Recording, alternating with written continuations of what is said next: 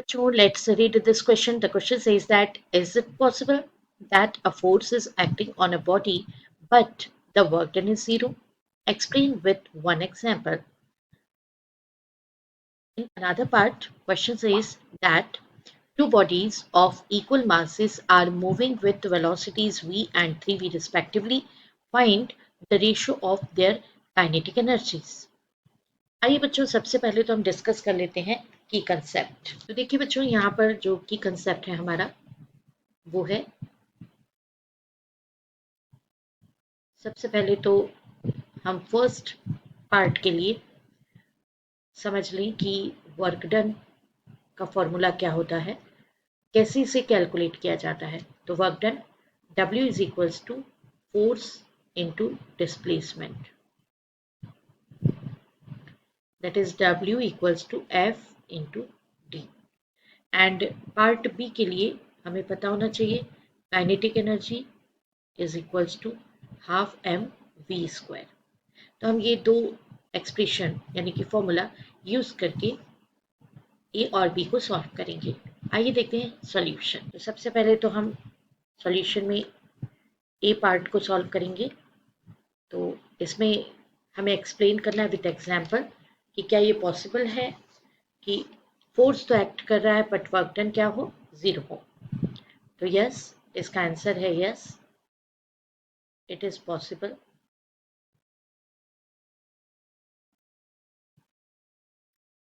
और वो कंडीशन है when the force applied is perpendicular to displacement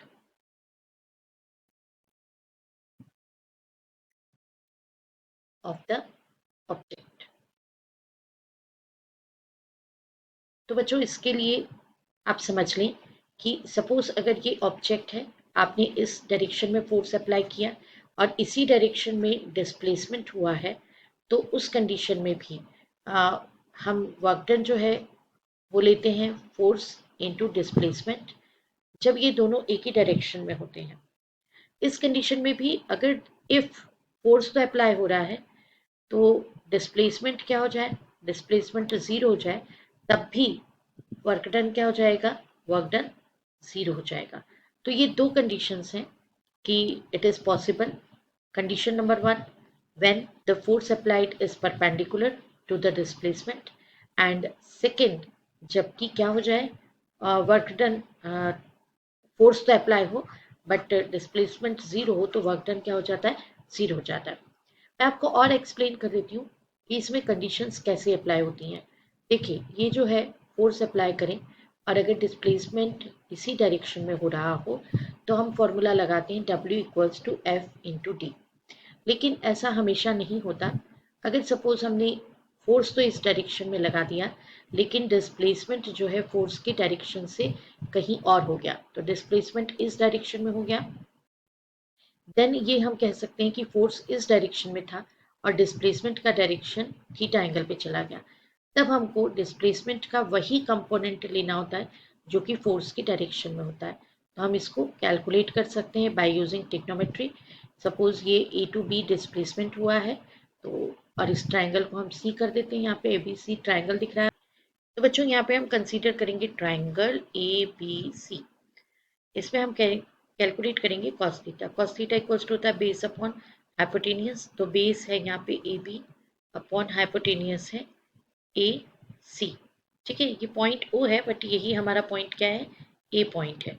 हमें ये ध्यान रखें कि यहाँ से लेके यहाँ तक, ठीक है, ये डिस्प्लेसमेंट हुआ है, थीटा एंगल पर हो गया है।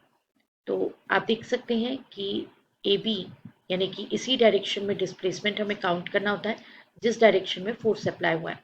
तो A B is equals to कितना हो जाएगा यहाँ से, that is A C into cos theta.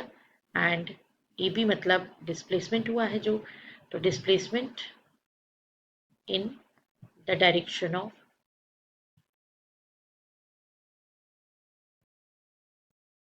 Force is equals to, ये हुआ ए सी कॉस थीटा।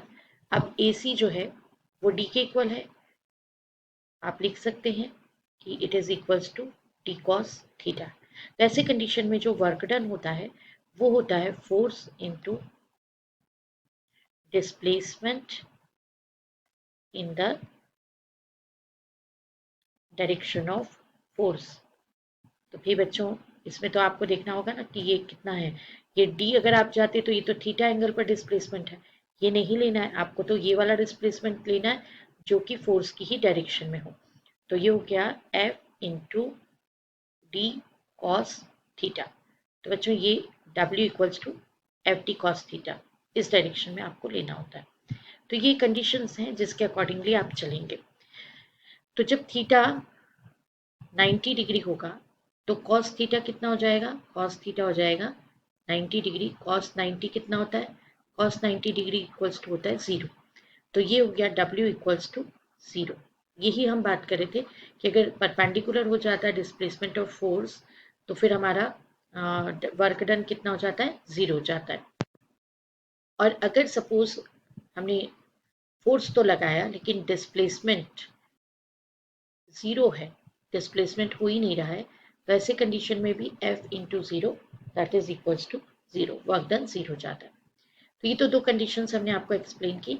अब हम आ जाते हैं पार्ट बी पर। तो पार्ट बी में हमें गिवन है कि फर्स्ट वाला जो ऑब्जेक्ट है उसकी वेलोसिटी तो v गिवन है, एंड सेकेंड वाला जो ऑब्जेक्ट है उसकी वेलोसिटी कितनी गिवन है, 3v गिवन है।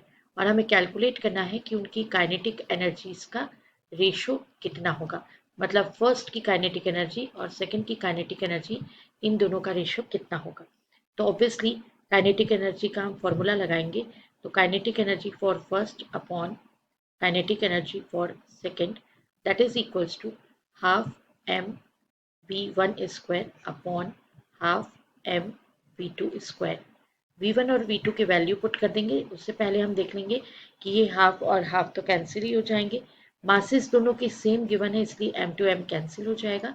v1 का वैल्यू होगा v स्क्वायर, v2 स्क्वायर हो जाएगा हमारा 9v square, v square to v square cancel that is equals to 1/9।